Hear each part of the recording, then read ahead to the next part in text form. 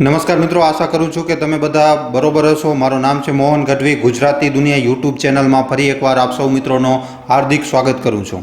મિત્રો, બે ખૂબ જ મોટી ખબર તમારી સામે હું લઈને આવ્યો છું, બે મોટી અપડેટ।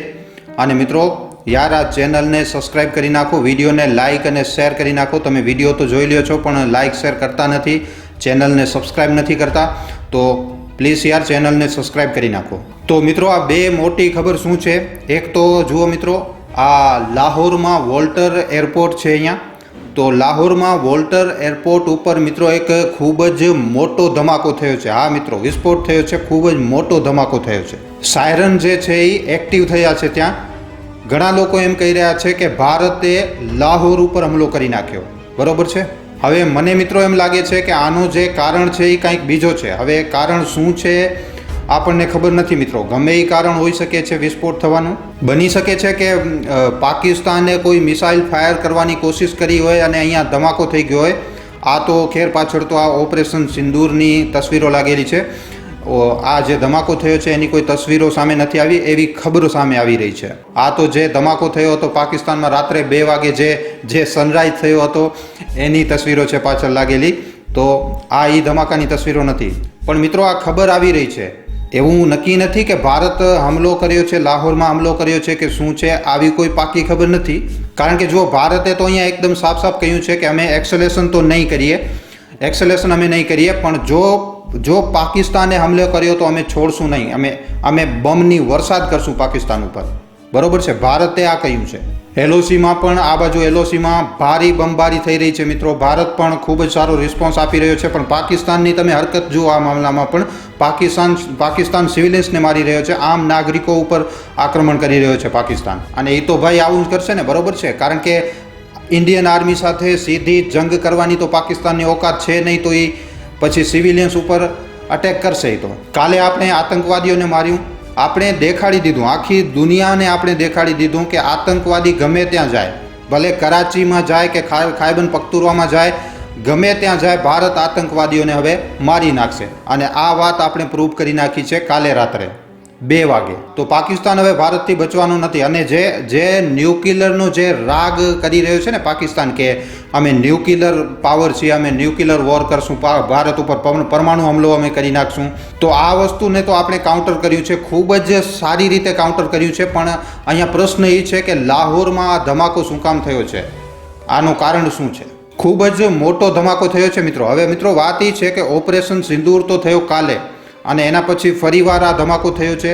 તો આ બન્યું કેવી રીતે? આપણે જોઈએ તો મિત્રો આવું ક્યારે બનતું નથી, ઓપરેશન થઈ ગયા પછી ક્યારે ધમાકા નથી જોવા મળતા। પણ આપણે એક બીજી પણ વાત કરવી પડશે કે બલુચિસ્તાને મિત્રો 2-3 જગ્યાઓ ઉપર હુમલા કર્યા છે પાકિસ્તાનમાં। ખાયબર પખ્તુનખ્વા જે છે એમાં ટીટીપી એક્ટિવ છે, તો બની શકે છે કે આ એ લોકોનું કામ હોય, બની શકે છે કે એ લોકોએ બ્લાસ્ટ કરી નાખ્યો હોય। તો હજી સુધી આની કોઈ પુખ્તા જાણકારી હજી સુધી મળી નથી, આનું શું કારણ છે આ વિસ્ફોટનો, આની કોઈ ખબર હજી સુધી પાકી ખબર નથી મળી। પણ વિસ્ફોટ તો થયો છે 100%। પણ વાત મિત્રો હમણાં એવી ચાલી રહી છે કે લગભગ ભારતે હુમલો કર્યો છે, અથવા તો પછી પાકિસ્તાનની જે મિસાઇલ છે એ ફાયર કરવા માંગતો હતો ને એની મિસાઇલ જે છે એ મિસફાયર થઈ છે, અને અહીંયા આ લાહોરમાં ધમાકો થયો છે મિત્રો। અચ્છા, પાકિસ્તાનની મિસાઇલથી મિત્રો બીજી પણ હું તમને ખબર જણાવી દઉં, આની પણ વધારે કોઈ પુષ્ટિ તો નથી, પણ ક્યાંકથી આપણને એવી ખબર તો મળી છે મિત્રો કે કાલે અમુક થોડીક મિસાઇલો અને ફ્લાઇંગ ઓબ્જેક્ટ પાકિસ્તાને ભારતમાં મોકલ્યા હતા, અને મિત્રો ભારતનો જે એર ડિફેન્સ જે સિસ્ટમ છે એણે આને મારી પાડ્યો, બરોબર છે। તો ભારતના એર ડિફેન્સ સિસ્ટમે આને ખતમ કર્યું છે, જે એર ડિફેન્સ સિસ્ટમ આપણું જે એક્ટિવ છે હમણાં। પણ મિત્રો હમણાં એમ છે કે હમણાં હું આને વેરીફાઈ ન કરી શકું કે આ કેટલું સાચું છે, આ કેટલું ખોટું છે, હમણાં કોઈ ચોક્કસ જાણકારી નથી। બની શકે છે કે આ વિડીયો જ્યાર સુધી અપલોડ થાય તો થોડીક વારમાં આની પુષ્ટિ થઈ જાય, પણ હમણાં આ કોઈ કન્ફર્મ નથી। 99.9% જે મને ઇનપુટ મળ્યા છે એ મિત્રો સાચા છે। પરમ દિવસના અટેકના પણ એવા ઇનપુટ મળ્યા હતા, તો ઇનડાયરેક્ટલી મેં કહી દીધું હતું એક વિડીયોમાં, અને એ બરોબર સાચો પણ પડ્યો। પણ હમણાં મિત્રો આ વિષયમાં હમણાં હજી આપણે થોડીક વાત જોઈ શકીએ છીએ। ધ હિન્દુએ તો મિત્રો ખબર નહીં શું ખબર છાપી દીધી આમાં, જે અલગ હોય છે, જે પાર્ટ અલગ હોય છે, એમ કહી દીધું કે આ ક્રેશ કરી ગયું છે। તો આવી રીતે કોઈ ઇન્ફોર્મેશન ફેલાવી ન જોઈએ, અને આમ પણ જો આવી રીતની ઇન્ફોર્મેશન આપણે બહાર કાઢશું તો પાકિસ્તાન આને યુઝ કરશે, અને આમ પણ પાકિસ્તાન હમણાં મિસઇન્ફોર્મેશન ફેલાવી રહ્યો છે, લગાતાર ખોટી ખબરો આપી રહ્યો છે. ખોટી ન્યૂઝમાં એ ભારત ઉપર હુમલો કરવાનો પણ કહી રહ્યો છે અને ભારતને એકદમ સળગાવી નાખવાનો પણ કહી રહ્યો છે. ખોટી ન્યૂઝો છે આ બધી. તો હમણાં તો આ બે મોટી ખબરો છે. એના સિવાય પણ હું તમને મિત્રો જણાવી દઉં છું જે મોટી થોડીક જે બીજી અપડેટો આપણી પાસે આવી છે એના વિષયમાં પણ તમને થોડીક હું જાણકારી આપી દઉં છું. જો અહીંયા મિત્રો ડોનાલ્ડ ટ્રમ્પે કહ્યું છે કે હું ભારત અને પાકિસ્તાન વચ્ચે મધ્યસ્થતા કરાવવા માટે તૈયાર છું, હું એમની સાથે બેસીશ. કહ્યું છે કે વાંધો નહીં, મને કોઈ પ્રોબ્લેમ નથી, મને ખૂબ જ વધારે દુઃખ છે અને કહ્યું છે કે હું બંનેની વચ્ચે બેસીશ અને આનો એક નિષ્કર્ષ કાઢવાની કોશિશ કરશું. અને જો ભારત અને પાકિસ્તાન બંને મધ્યસ્થતા કરે છે તો હું બિલકુલ આ વસ્તુમાં તૈયાર છું. ડોનાલ્ડ ટ્રમ્પે આ બયાન આપ્યો છે. એના પછી મિત્રો અહીંયા આતંકીઓના ફ્યુનરલમાં સામેલ થયા છે પાકિસ્તાનના જનરલ ઓફિસરો. બરોબર છે. પાકિસ્તાનના શેબાઝ શરીફ, આ બધા જે આતંકીઓનો જે ફ્યુનરલ થયો ને એમાં આ બધા સામેલ થયા. અને મિત્રો બીજી વસ્તુ તમને જણાવી દઉં, આ લોકોના જેટલા પણ આ લોકોના છે ને આ એક્ટર્સ ને એ બધા, જો મિત્રો આ લોકોએ કેટલું દુઃખ જતાવ્યું છે જે ભારતે હુમલો કર્યો એના ઉપર. આ જે સનમ તેરી કસમ મોટી મોટી આંખોમાંથી તમે આંસુ વહાવી રહ્યા હતા ને, જો એ એક્ટ્રેસે શું કહ્યું છે. બધા આતંકી છે. આપણા ભારત દેશમાં પણ બોલિવૂડ ઇન્ડસ્ટ્રીમાં તો ભર્યા પડ્યા છે આ આતંકવાદીઓ, ચોખ્ખા આતંકવાદીઓ છે. અને વાતો તો એવી પણ સામે આવી રહી છે કે ફંડ પણ કરે છે અમુક તો ભારતના એક્ટરો ફંડ પણ કરે છે પાકિસ્તાનને. સમજમાં આવી રહી છે વાત. ઘણા બધા એક્ટર જે અહીંયા કામ આપવામાં આવે છે જે લોકોને, અને ભારતના પણ ઘણા એક્ટર આતંકવાદી છે.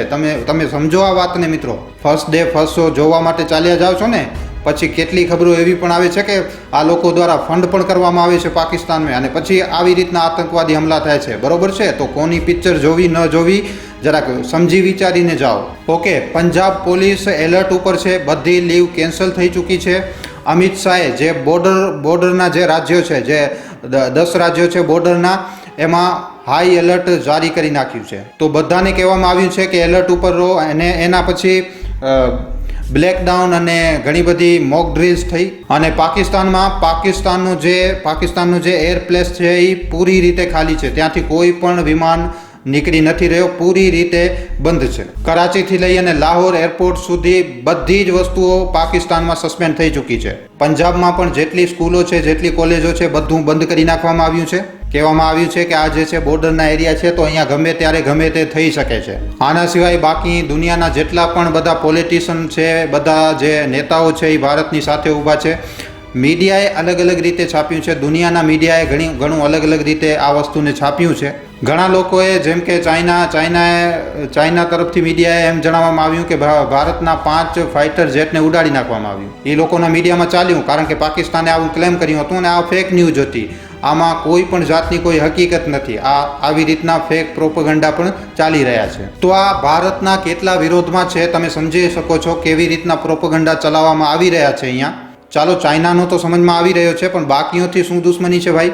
અને હજી પણ મિત્રો જે ખબર અનુસાર કુપવાડામાં સેલિંગ જે છે એ પાકિસ્તાન તરફથી હજી પણ ચાલી રહી છે અને ભારત આનો મુંહતોડ જવાબ પણ આપી રહ્યો છે. આ લગાતાર ચાલુ છે. અને આના સિવાય કહેવામાં એમ પણ આવી રહ્યું છે મિત્રો કે પાકિસ્તાન જે છે એ હજી પણ હમલો કરશે, રિટાલિએટ તો કરશે પાકિસ્તાન, એમ કહેવામાં આવી રહ્યું છે.